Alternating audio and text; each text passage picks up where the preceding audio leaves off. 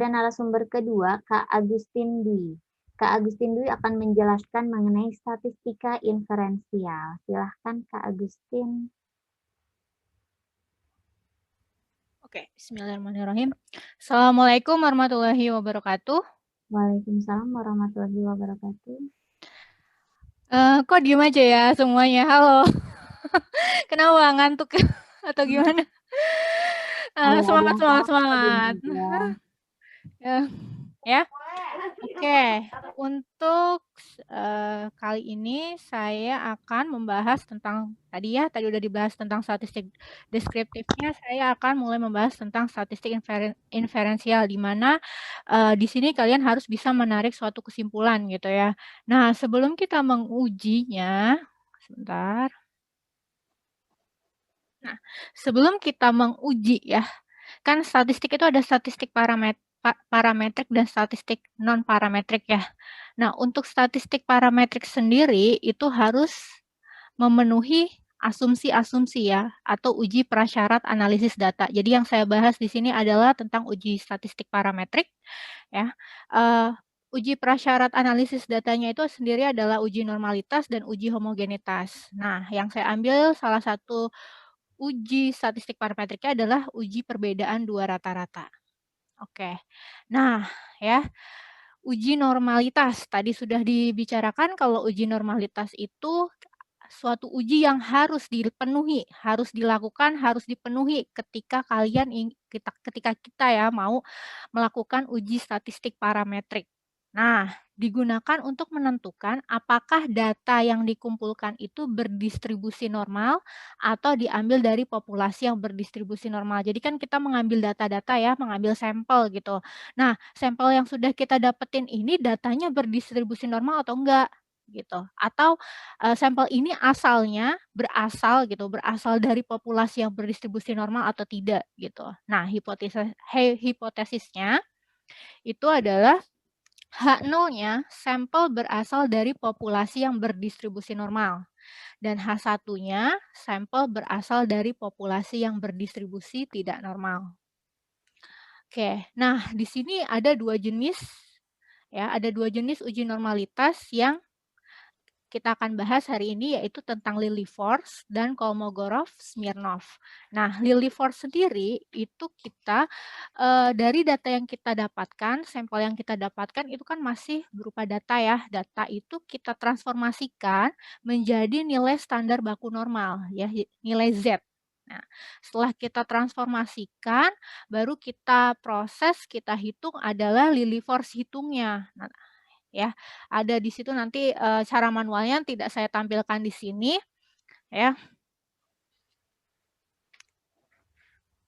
Nah, jika ada satu kelompok data, jika kita punya lebih dari satu kelompok data, berarti kita mengujinya satu-satu. Jadi misalnya kita punya dua kelompok data nih, misalnya dari kelompok kelas A dan kelompok kelas B. Berarti kita menguji normalitas dari kelompok kelas A dulu, selanjutnya kita menguji lagi kelompok kelas B. Jadi sendiri-sendiri gitu. Nah, sedangkan yang Kolmogorov-Smirnov ini sebenarnya hanya seperti perbaikan dari Lilliefors gitu. Di perbaikan dari Lilliefors, awalnya juga dia mentransformasi juga dari data yang kita punya, kita transformasi ke nilai standar baku normalnya. Kita transformasi ke nilai Z-nya juga.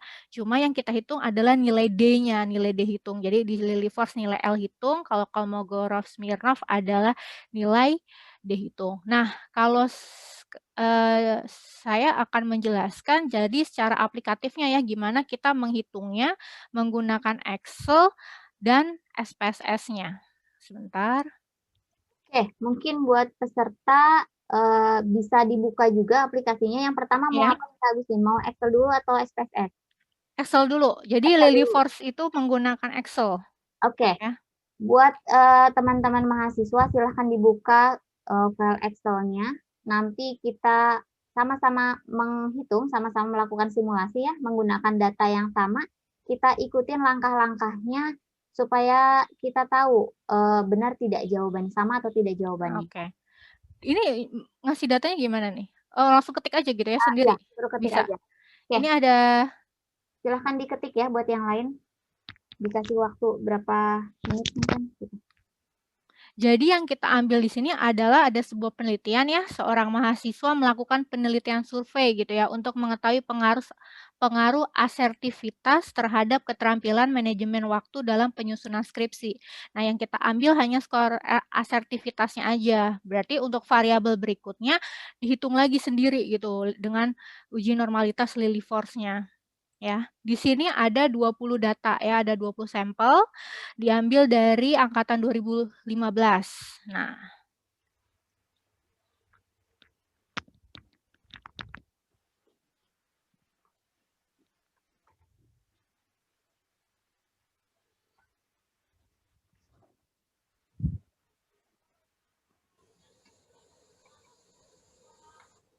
Kayak yang lain sudah? sudah? Jadi untuk melakukan uji normalitas ya, ini kan datanya masih acak ya. Jadi harus diurutkan terlebih dahulu, kita buat menjadi tabel distribusi, tabel frekuensi dulu, tabel frekuensinya. Dan diurutkan dari data terkecil ke data yang terbesar. Tadi ini masih acak ya, selanjutnya ini. Atau boleh langsung ini juga boleh sih. Tapi nanti nggak bisa nyari rata-ratanya. Ditulis juga ya yang ini ya, yang ini nih. Biar gampang. Ini ditulis, terus yang ini juga. Sudah semuanya? Ayo, sudah atau belum? Belum, lagi diketik. Oke, silakan ketik dulu. Ketika simulasi, jika ada yang kurang paham atau kurang jelas, bisa langsung ditanyakan ya, supaya kalian tidak ketinggalan dalam prosesnya. Selanjutnya sambil ngetik ya. Nah, kan tadi ini nilai data-data ya, data-data yang kita punya, itu harus ditransformasikan ke nilai Z. Nilai Z sendiri rumusnya adalah Z sama dengan XI, data yang kita punya, dikurang X bar. X bar itu berarti kan rata-rata ya, dibagi simpangan baku atau standar deviasi. Kak Agustin dikurung. Ya, sebentar. Takutnya salah persepsi. Iya.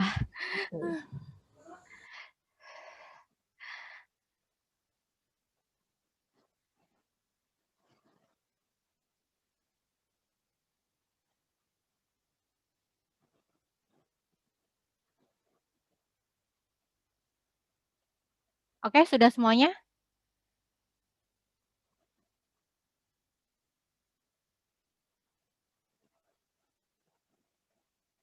Sudah belum?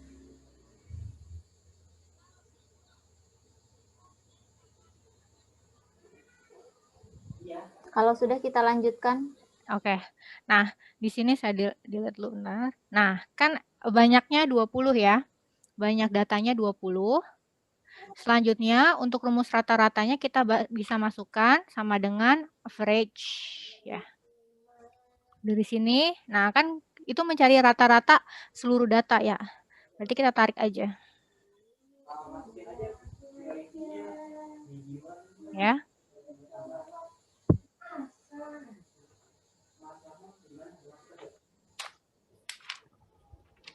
Nah, selanjutnya untuk simpangan baku ini pakai ST standar deviasi ya, tadi yang sudah dijelaskan oleh Kak Ratna.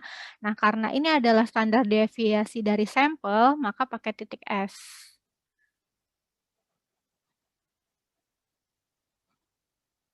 Tarik lagi.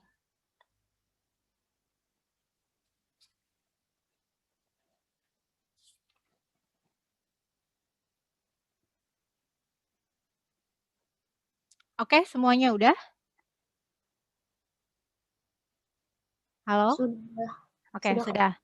Oke, selanjutnya kita transformasikan ya ke nilai Z. Tadi nilai Z-nya adalah XI, berarti itu datanya ini ya, datanya, dikurang X bar, berarti sama dengan, ya, buka kurung dulu, XI-nya datanya, dikurang X bar-nya. Rata-rata, tutup, dibagi simpangan bakunya atau standar deviasinya. Ya. Nah, sebenarnya yang agak gampang ini kan sebenarnya tarik dulu. Nah, tapi ini masih salah. Nah, cara benerinnya gimana? Nah, ini kan sebenarnya kan nilai Z ini X bar sama standar deviasinya kan tetap ya. Yang berubah itu hanya nilai datanya ya. Berarti tinggal kita kopas aja. Ini kita kopas. Nah, ini diganti. Nah, biar cepat seperti itu.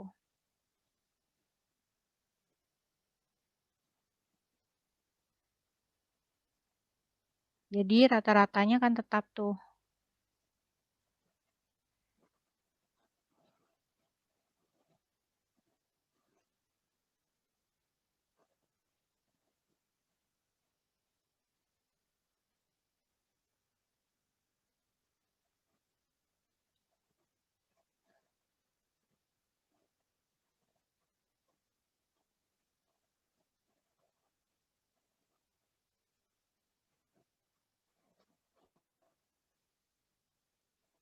Oke, gimana semuanya? Sudah?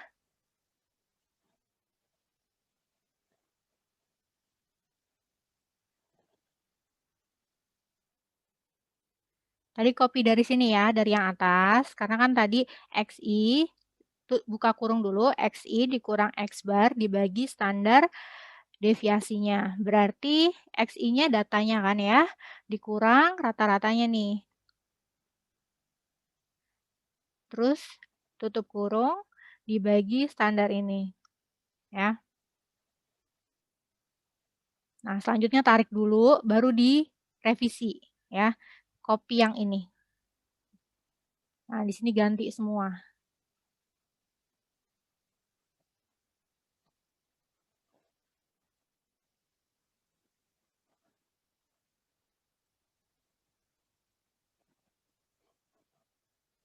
Sudah? Sudah? Sedikit lagi, Kak. Oke.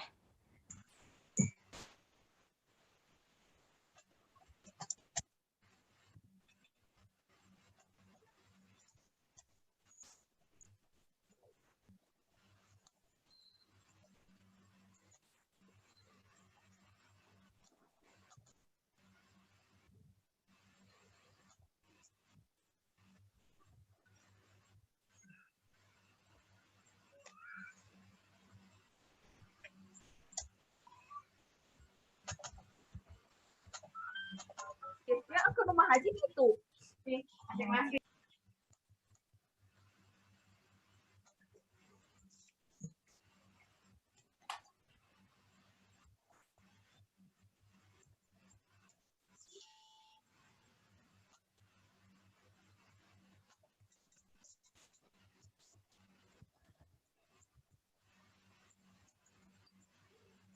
Oke, sudah?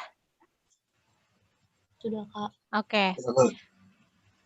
Nah, selanjutnya setelah kita punya nilai normal standarnya, nah selanjutnya kita cari peluangnya.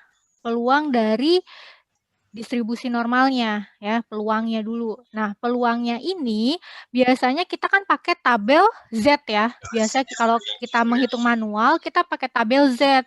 Nah, sebenarnya langsung bisa pakai Excel. Norms. Nah, distribute this, norms this.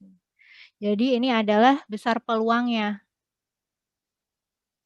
Ya. Aduh, salah. Agak lebaran berarti. Ya. Norms. Ini ya. Nah, setelah itu tinggal tarik. Jadi tanpa menggunakan tabel Z, bisa menggunakan dengan Excel-nya.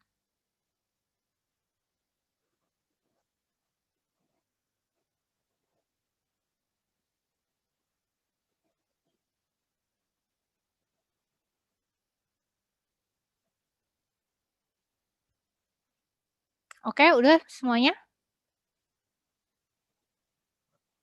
Sudah, Kak. Oke. Ya. Tadi ini adalah peluang ya, peluang dari nilai normal standarnya. Selanjutnya kita cari probabilitas ya dari frekuensi kumulatif. Yang namanya frekuensi kumulatif kan berarti jumlah-jumlah dari sebelumnya gitu ya. Nah, kita lihat frekuensi ini. Kita lihat frekuensinya. Kan frekuensi awalnya 1 ya. 1 per, nah banyak datanya berapa tadi? 20 gitu. Nah, yang selanjutnya ini 1 ditambah 1 ya. 1 ditambah 1. Jadi kumulatif ya. Kumulatif berarti 2 per 20.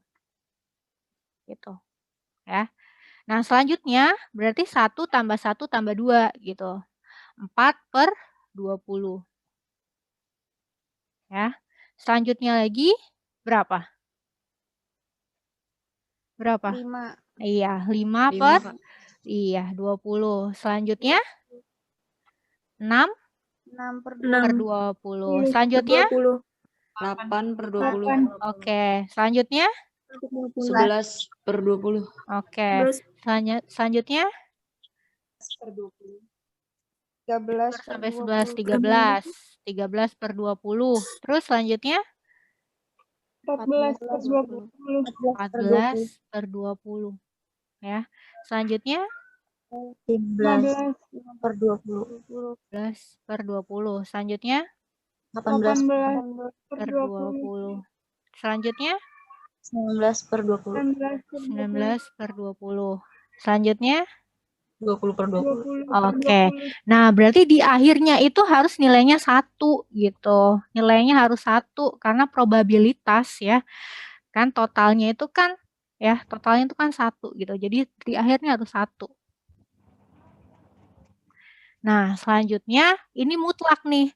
Mutlak dari peluang nilai Z-nya dikurang probabilitas frekuensi kumulatifnya. Berarti kalau mutlak kan dalam bahasa Inggris kan absolut ya, berarti ABS. Buka. Nah, ini kan hasil pengurangannya ya. Ini dikurang yang ini. Tutup. Nah, selanjutnya tarik biar cepat.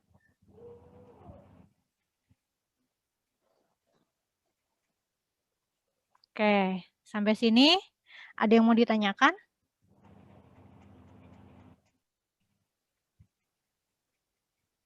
Kak boleh lihat kode yang non disknya nggak Kak, yang peluang tadi? Oh ini. Non Norms disk. disk. Non disk. Oh, oke. Oke. Yang lain? Yang SZI-nya Kak, kode ini. Yang kenapa? Lihat kode Excel-nya Kak. Ini. Hmm, Ini frekuensi kumulatif, jadi harus ditambah-tambah. Lihat di frekuensinya, ini kan 1. Karena banyak datanya 20, jadi 1 per 20. Selanjutnya yang ini berarti 1 ditambah 1, jadi 2 per 20. Yang ini 1 tambah 1 tambah 2, berarti 4 per 20. Begitu seterusnya, karena kumulatif. Menjumlahkan dengan yang sebelumnya juga gitu.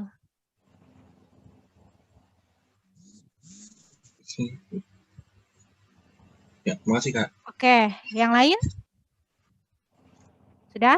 Nah, untuk mendapatkan L-hit ya. Oh, simpangan baku. Nah, STDEF. Simpangan baku kan. Ini simpangan baku ini SBC singkat, simpangan baku ya. Ini standar deviasi. Jadi bisa namanya standar deviasi, bisa simpangan baku ya. Standar deviasi .s karena kita ini dari sampel. Standar deviasinya sampel. Tadi kan Kak Ratna sudah menjelaskan ya, ada standar deviasi sampel, ada standar deviasi populasi. Karena kita ambil dari sampel, berarti pakai sampel. Nah, ini dari sini datanya. Oke. Silahkan, ada lagi?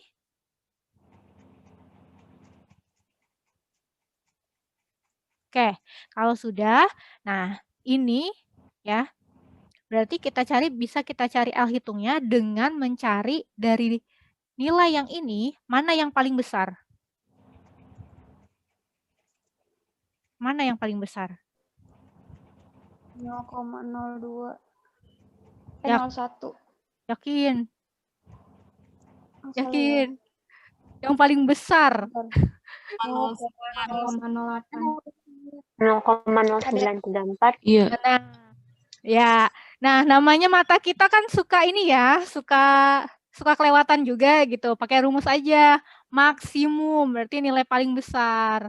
Kita tarik di sini, nah, langsung keluar. Nah ini untuk mencegah supaya kita nggak terlewatkan gitu, supaya nggak ada data yang terlewatkan. Udah kita dapat L hitungnya. Nah, untuk L tabel dapat dari mana? Dapat dari tabel nilai kritisnya, nilai kritis Lillie force gitu. Sampai sini L hitungnya sudah ya. Saya mau share screen L tabelnya.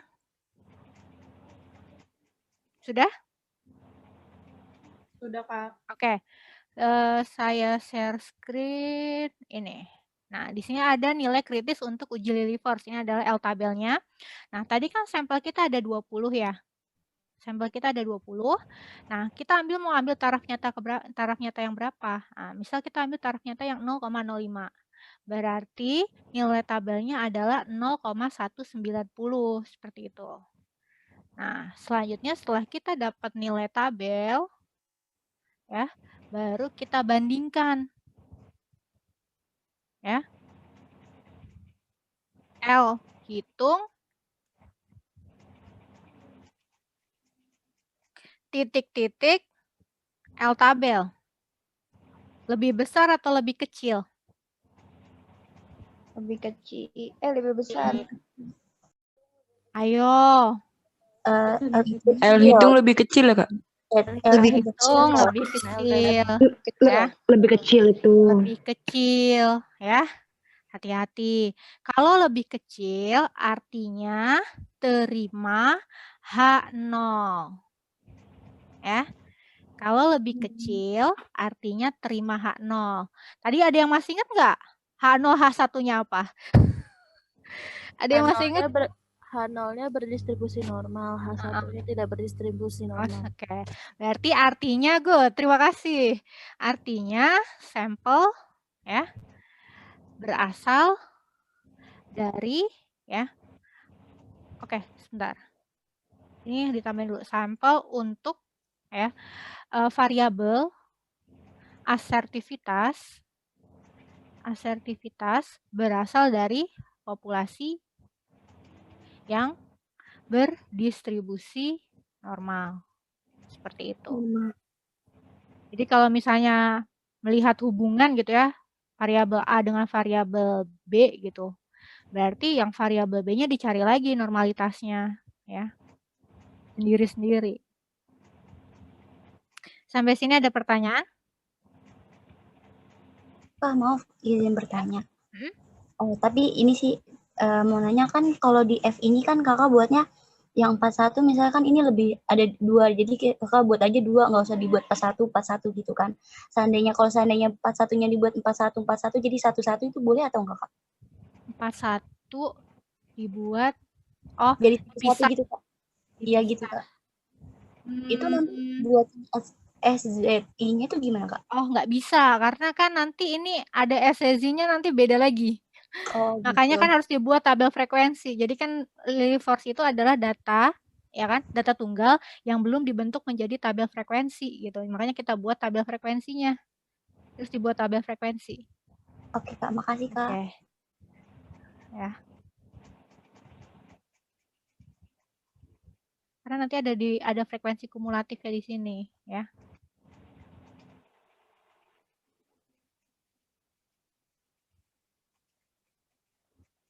Oke, ya. Ini menggunakan Lillie force ya. Nah, terus ada perbaikan juga menggunakan uji Kolmogorov-Smirnov ya. Itu kita bisa menggunakan SPSS, bahkan bisa lebih cepat. Jadi, nah, ini saya copy dulu datanya. Ya, silahkan yang punya SPSS bisa dibuka.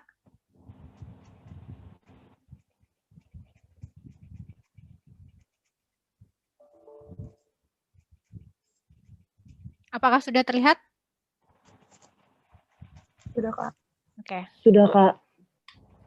Nah, silahkan di paste dulu ke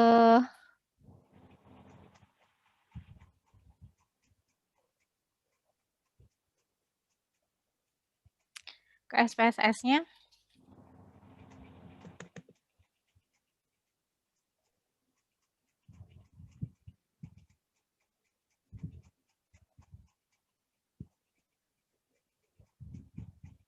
Nah, di sini di SPSS bisa kita ubah nih, misalnya mau ubah namanya ya. Tadi misalnya asertivitas kita ganti.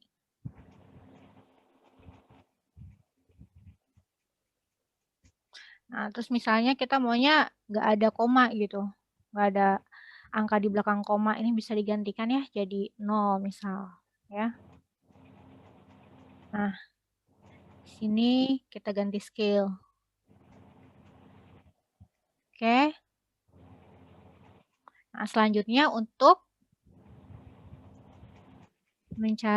melihat menguji kenormalannya, sebentar. Analyze. Ini masuk deskriptif statistik ya. Selanjutnya explore.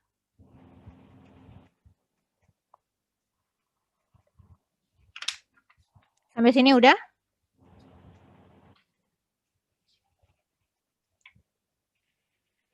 Sampai sini udah?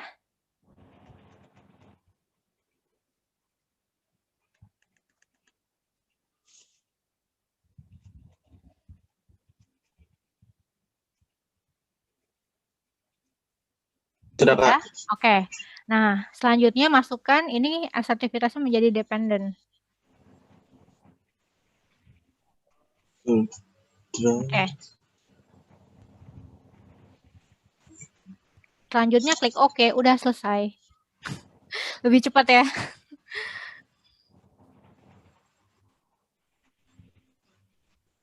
Oke. Kelihatan nggak outputnya? Terlihat nggak di layar? Belum. Kayak gimana sih, Kak? Sebentar. Berarti harus share screen lagi. Oke nih. Yang ini. Oh, Setelah itu oke tadi. oh iya. Nah, ya. Karena kita nggak bahas deskriptifnya, kita langsung lihat uji normalitasnya. Oh, sebentar. Oh, sorry. Kita balik lagi ke data, sorry. Ada yang kelewat. Berarti ini nggak usah di-save ya, Kak? Nggak usah, nanti dulu. Bisa langsung kok. Ini langsung aja, analyze lagi. Terus, pakai yang tadi nggak apa-apa. Terus, deskriptif statistik. Aduh, ada ininya. Ada deskriptif statistik, explore, Oke, plot dulu, buka plot. Normality plot with test. Ya. Buka dulu normality plot with test-nya di checklist. Sudah, Kak. Oke, tadi baru deskriptifnya soalnya ternyata. Oke. Nah, nanti dari output yang tadi kebuka lagi kan. Nah, cari yang test of normality-nya. Belum kelihatan Tin yang outputnya. Oke, sebentar. Oke. Nah, cari test of normality-nya. Nah, di sini kalau menggunakan SPSS dilihat signifikannya ya. Nah, makanya dibilang kan Kolmogorov-Smirnov ini sebenarnya koreksi dari Lilliefors yang tadi yang kita pakai Excel ya. Itu signifikasinya 0,2 ya. Signifikasinya 0,2. Nah, kita ambil taraf nyatanya 0,05 ya. Kita ambil taraf nyatanya 0,05. Lebih besar mana? Lebih besar signifikannya atau lebih besar taraf nyatanya? Nah, kalau lebih besar signifikan, berarti artinya terima H0. Gitu. Ya.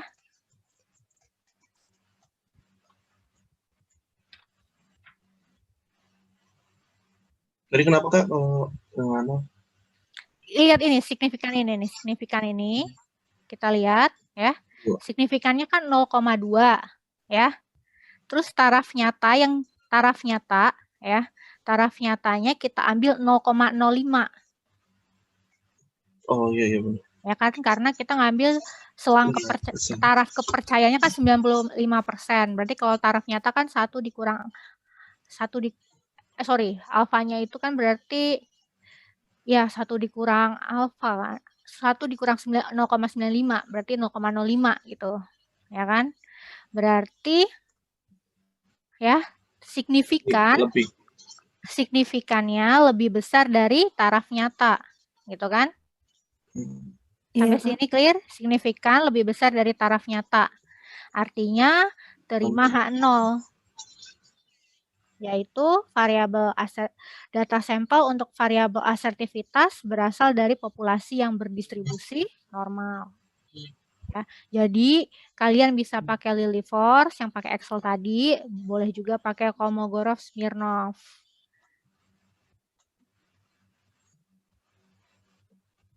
Seperti itu. Sampai sini ada pertanyaan?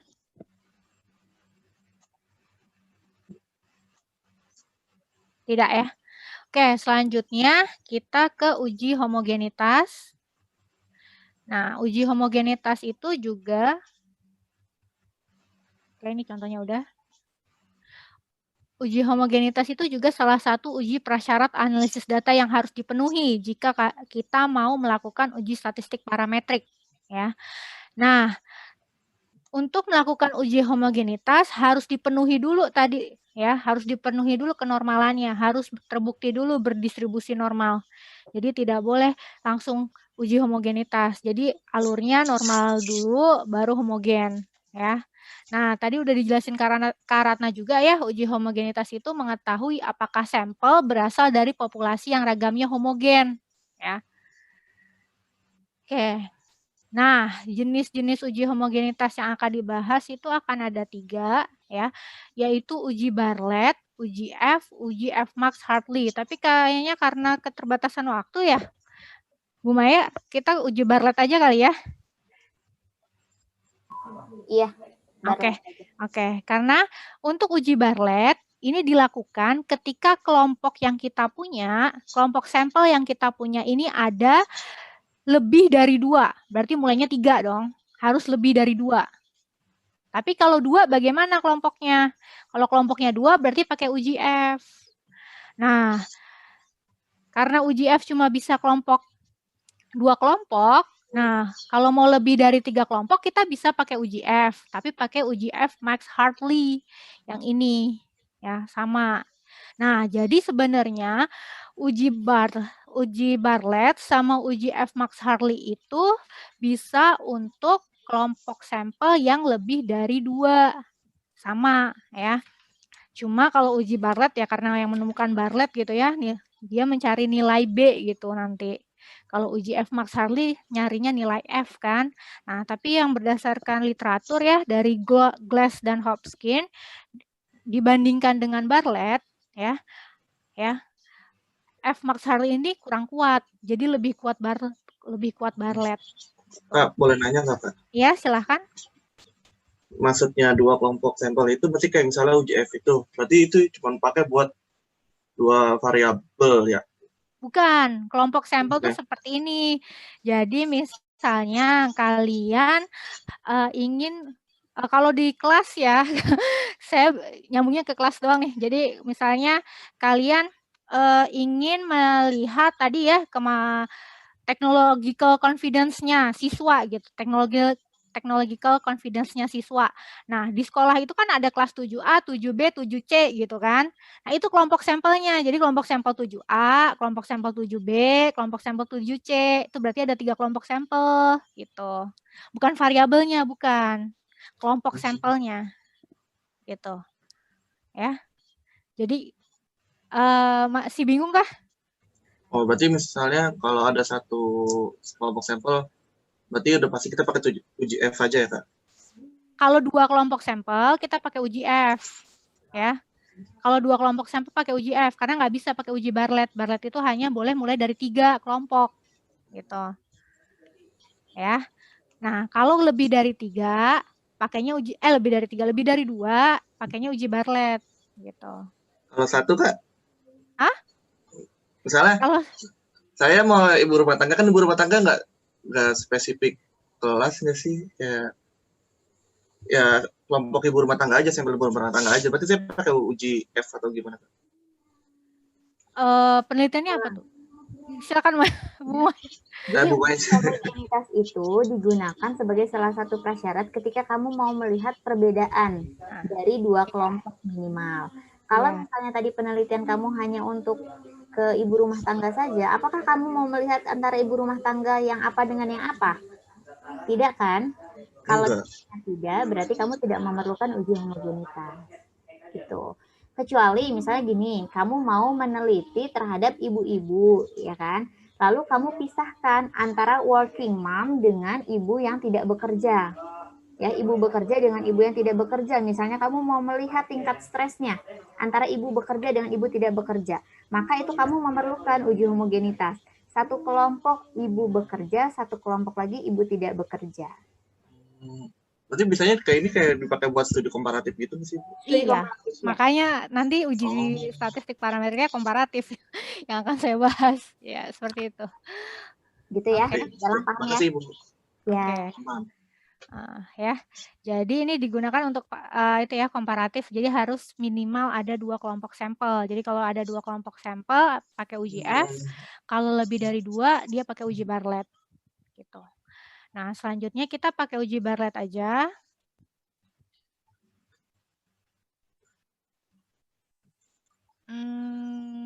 Oke.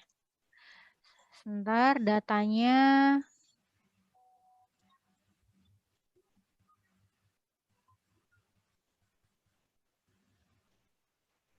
Oh, kita lihat dulu deh, pakai ininya dulu, contohnya dulu. Nah, jadi penelitiannya seperti ini. Seorang mahasiswa ingin meneliti pengaruh dukungan sosial orang tua terhadap hasil belajar matematika siswa kelas 7 SMP di suatu sekolah selama pembelajaran daring. Ya, berarti kan ada 3 kelompok sampelnya nih. Dari 7A, dari 7B, dari 7C. Ini hasil belajarnya. Nah, di sini sudah dibilang asumsikan bahwa data ini sudah berdistribusi normal. Kalau sudah asumsinya berdistribusi normal sudah ada, berarti tinggal kita lakukan uji homogenitasnya. Nah, di sini ada 3 kelompok sampel ya. Oke. Berarti kita new dulu sebentar.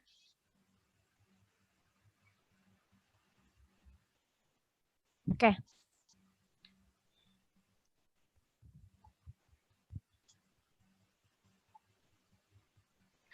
Bareng-bareng aja ya, variable view. Berarti di sini kita pertama, ini adalah hasil belajar.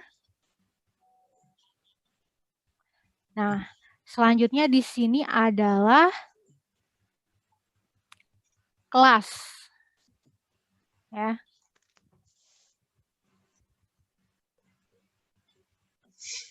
Nah, di sini kita tulis desimalnya sampai 0 aja. Nggak ada koma. Selanjutnya, ini tidak. Oke. Sebentar.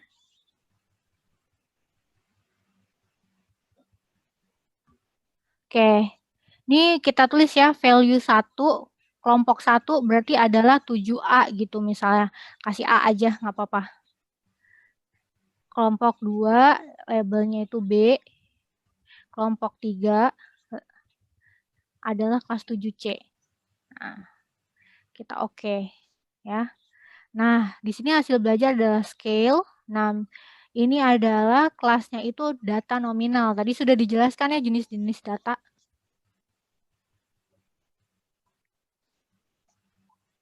Karena ini kan kelompok ya, kelompoknya kan kita misalkan tadi kelas A itu nilainya 1, kelas B itu nilainya 2, kelas C nilainya 3 gitu. Tapi antara nilai ini dia setara gitu, nggak ada yang lebih besar, makanya nominal.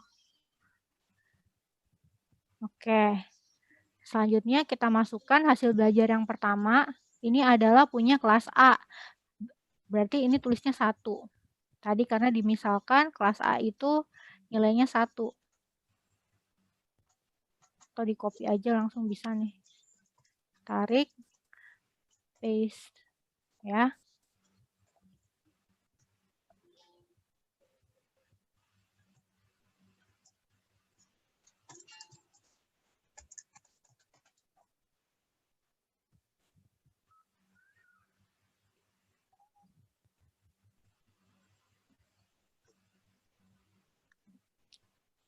Bu Maya gimana nih waktunya? Apa langsung aja?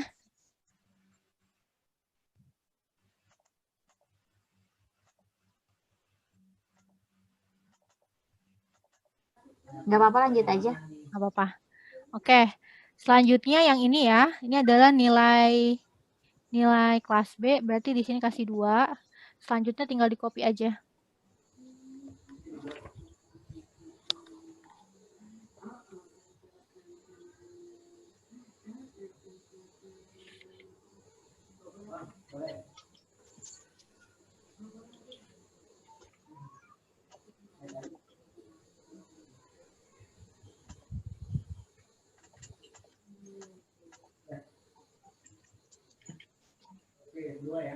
Selanjutnya lagi, ini yang C.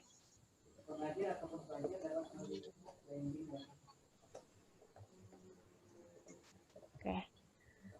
3. Ini tinggal copy. Oke.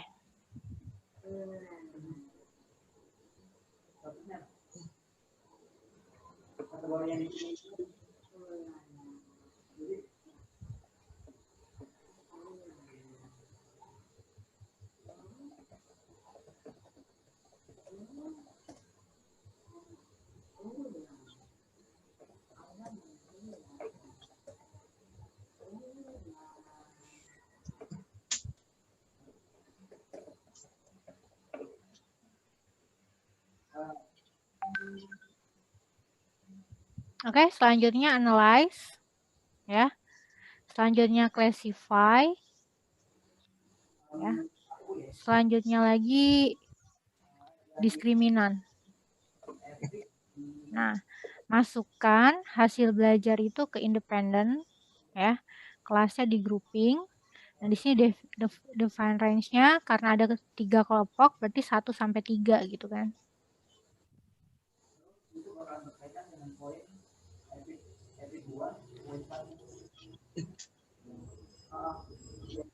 Selanjutnya klik statistik, checklist box M.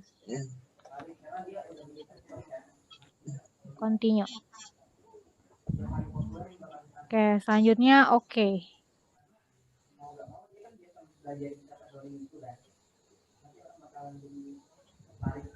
Belum kelihatan ya outputnya.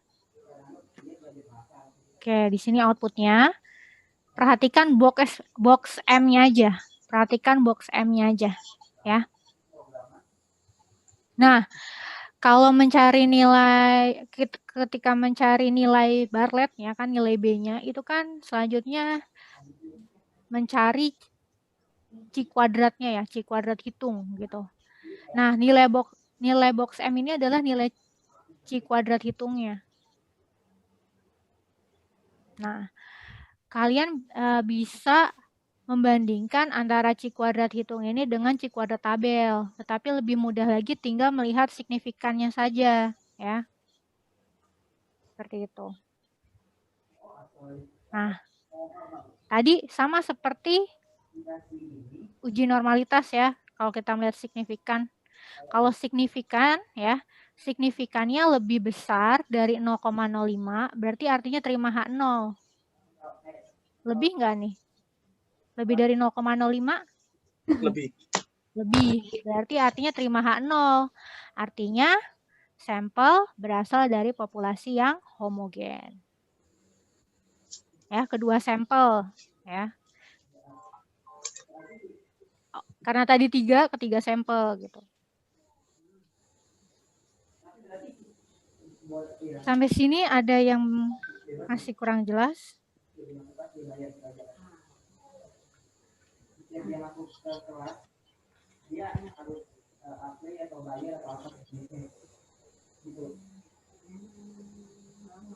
Oke. Selanjutnya kita ke uji statistik parametriknya ya. Nah, yang kita bahas hari ini adalah mengenai uji perbedaan 2 parameter rata-rata. Nah, yang tadi dibilang ya, perbedaan 2 parameter rata-rata itu digunakan dalam penelitian komparatif. Jadi membandingkan. Membandingkannya itu menggunakan statistik uji T. Nah, karena dia statistik uji T ini adalah uji statistik parametrik, harus memenuhi ya persyaratannya, yaitu subjek pada tiap kelompok dipilih secara acak, data berasal dari populasi yang berdistribusi normal, dan varians kedua kelompok homogen. Nah, ada dua macam hipotesis ya di dalam uji perbedaan dua parameter rata-rata. Ada hipotesis direksional atau hipotesis terarah, ada lagi hipotesis unidirectional, artinya hipotesis tidak terarah. Kalau terarah berarti dia yang directional ya, yang terarah itu berarti one tail test ya, one tail test ya. Berarti seperti dia membandingkan tetapi dia mengunggulkan gitu ya.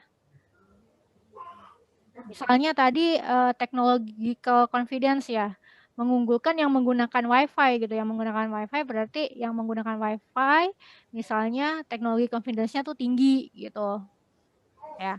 Sedangkan kalau tidak terarah, dia hanya melihat ada perbedaan atau tidak gitu. Ada perbedaan nggak antara yang punya WiFi dengan yang nggak punya WiFi, ada perbedaan nggak teknologi confidence-nya tanpa mengunggulkan salah satunya gitu ya. Jadi hanya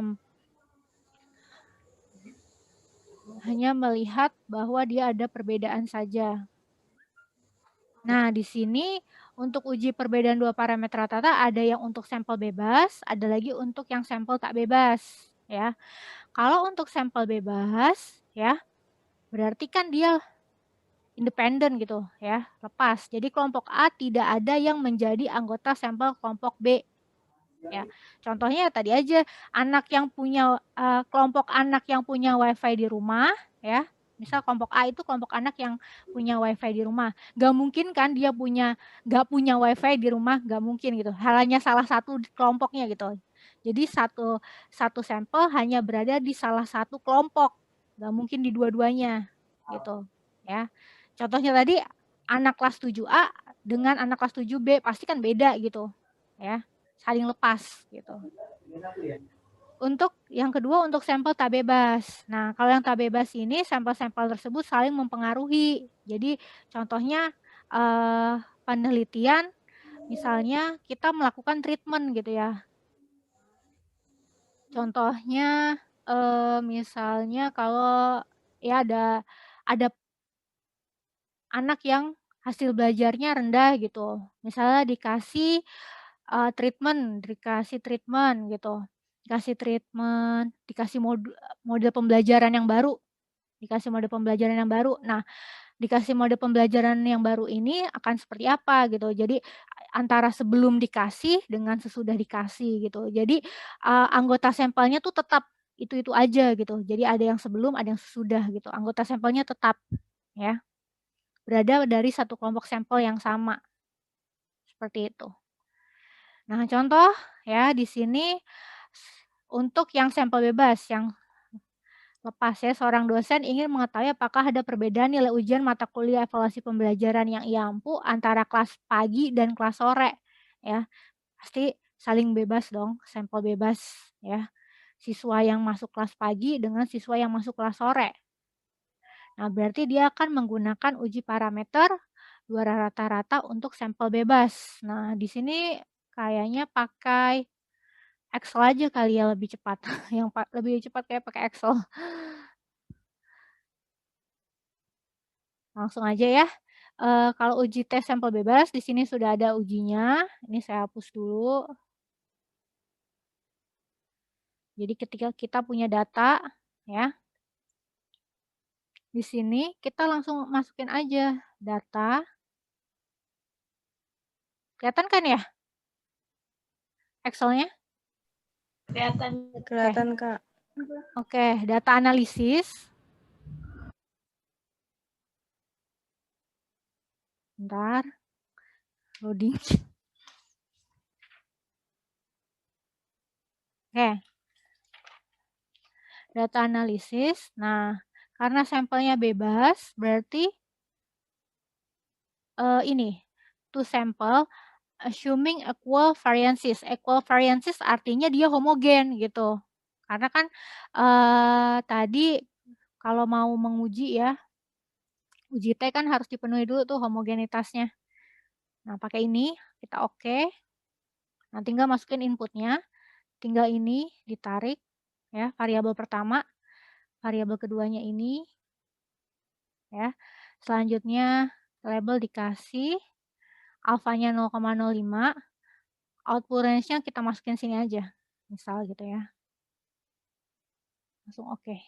Nah, langsung muncul gitu.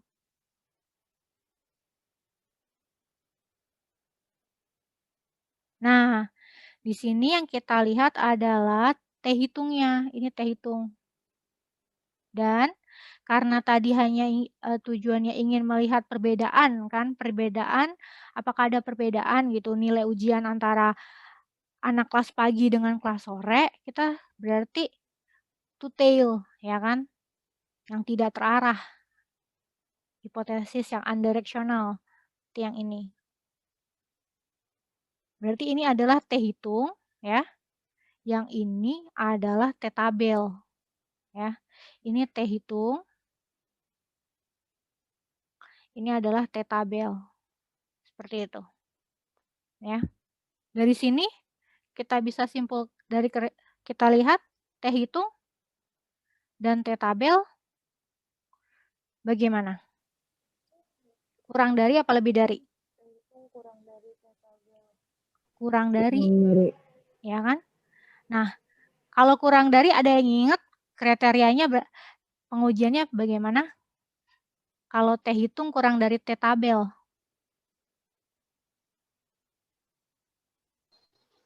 Ada yang ingat? Terima H0 apa tolak H0? Ada yang ingat? T hitung kurang T tabel? Terima H0. Terima H0. Berarti kalau terima H0 artinya?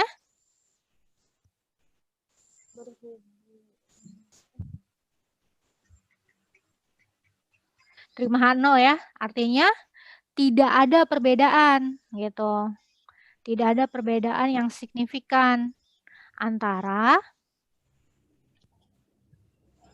mana tadi ya? Ya, tidak ada perbedaan signifikan nilai ujian mata kuliah evaluasi pembelajaran antara kelas pagi dan kelas sore gitu. Ya, berarti terima H0 yang ini. Selanjutnya yang kedua, yang tak bebas ya. Jadi masih pada satu kelompok sampel yang sama gitu kan. Seorang dosen ingin mengetahui, oh ini bukan, salah, sorry. Saya salah share. Yang ini.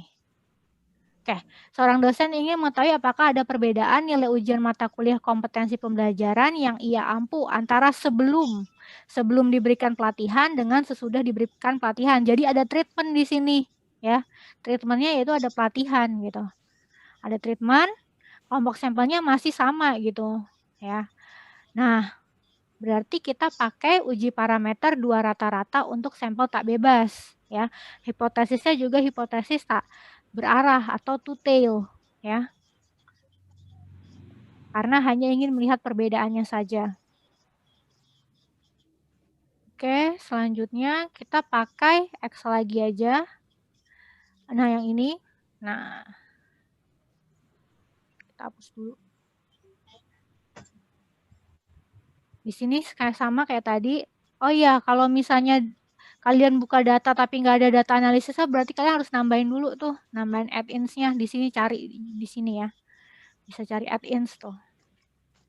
Data analisis. Nah, karena ini adalah sampel yang tak bebas, ya, berarti kan pair gitu, berpasangan dia.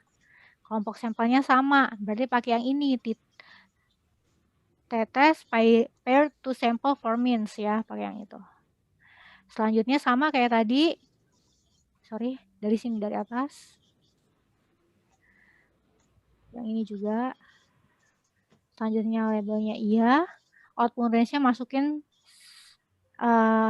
sembarang aja. Ini klik dulu. Oke. Nah, sama seperti tadi ya. Kita lihat T hitungnya. selanjutnya ini.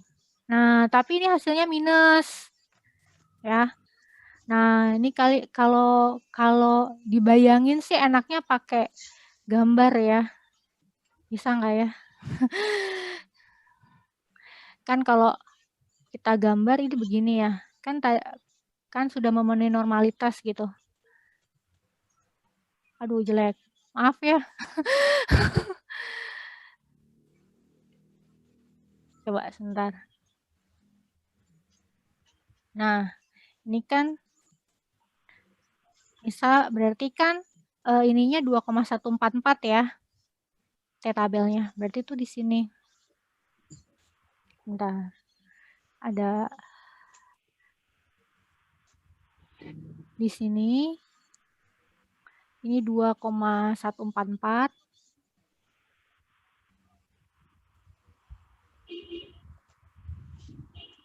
Dalam arti ini minus kan, ya. Di sini juga 2,144. Nah, ini daerah yang di dalam ini kan adalah daerah penerimaan. Terima H0. Langsung aja ya. Nih, terima H0. Ya.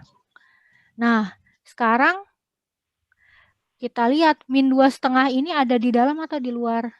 Ada di dalam daerah terima H0 atau di luar? Karena kalau yang di luar artinya dia adalah penolakan. Tolak H0. Ini juga karena two tail ya.